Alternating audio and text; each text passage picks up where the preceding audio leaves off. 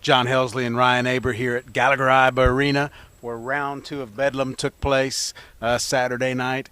Another Oklahoma win, 64-56, Ryan. After the first game we talked about Buddy Hield, he got off to a slow start, but really got the Sooners going in the second half. Yeah, absolutely. At halftime, Oklahoma trailed by 7. You felt like Oklahoma State probably wished that margin would have been a whole lot bigger because it felt like they dominated the first half much more. But Buddy Hield, who only scored 3 points before halftime, scored 12 in the first 10 minutes of the second half to help Oklahoma take the lead. And unlike some of their other games recently on the road, they didn't let it up after they were able to regain their lead. You talked about Oklahoma State probably wishing they had a bigger lead in the first half. Travis Ford talked about some of that regret. You know, they held Oklahoma to 38.5% shooting. Hield had 4 points in the first half. Things were really set up for OSU to build a big lead. They had a 12-point lead at one point, but really couldn't hold it, and it actually felt like at halftime like OU had momentum, didn't it?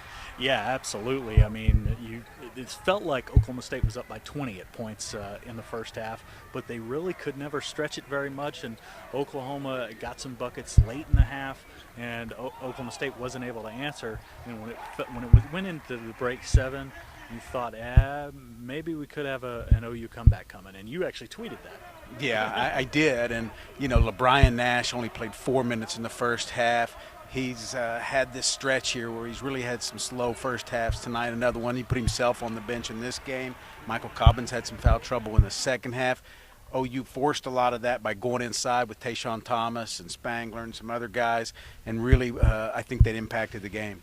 Yeah, absolutely, and did it on the other end as well. Tayshaun Thomas drew 3 charges in this game, all huge. One late in the first half that I believe that was Cobbins' second foul, and then 2 in about a minute and a half span in the second half that helped OU to keep control and take control of this game.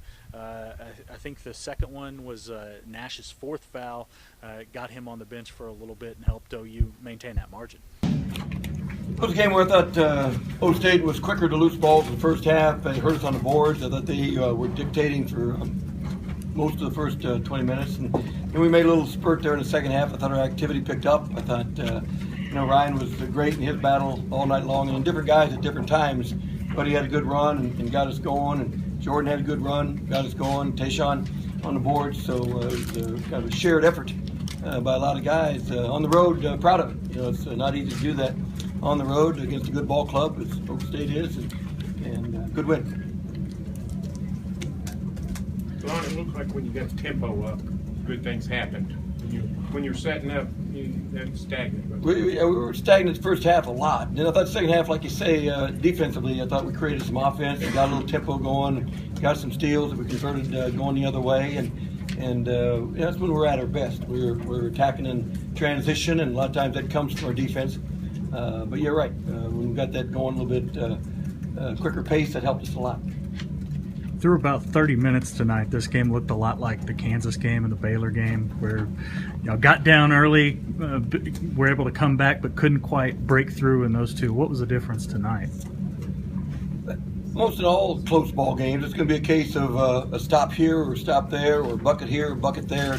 It's such a fine line, and at Kansas, we're up 4 with 6 to go, and they make a couple plays, and we miss a couple, and same thing at Baylor. And tonight we got, Frank hits a big 3 out of the corner, Jordan makes some plays, Buddy makes some plays, and got some stops at a critical time. So it's a fine line between, who's got that margin going down the stretch.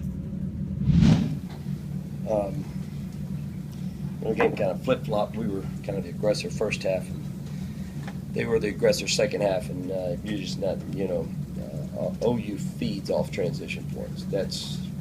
We talked about that for 2 days. If you take them out of transition, you got a great chance to win the game. But when you give up 24 points off turnovers and 16 second chance points, you're not going to care who it is, but especially a team that's what they fueled themselves off of.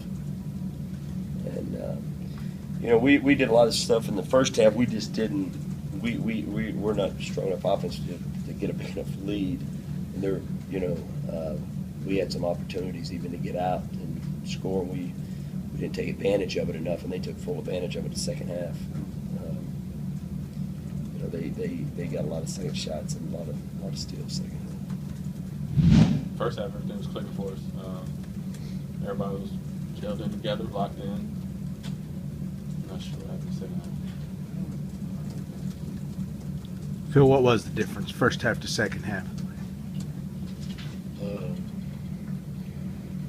I think we kind of did what we did best first half, played aggressive, kind of imposed our will in the second half. They imposed their will on us. Cowboys fall here. They will now go on the road and play at Texas on Wednesday. Sooners are home to play West Virginia. A couple of big games coming up this week. Yeah, no doubt about that. First, Oklahoma State, you mentioned going to Texas.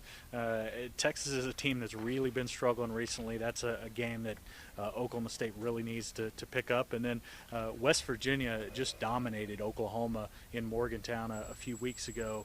We're able to use that pressure defense to force a lot of turnovers and capitalize on the other end. So two huge games for the in-state schools coming up. All right, a Bedlam sweep of the regular season anyway for Oklahoma.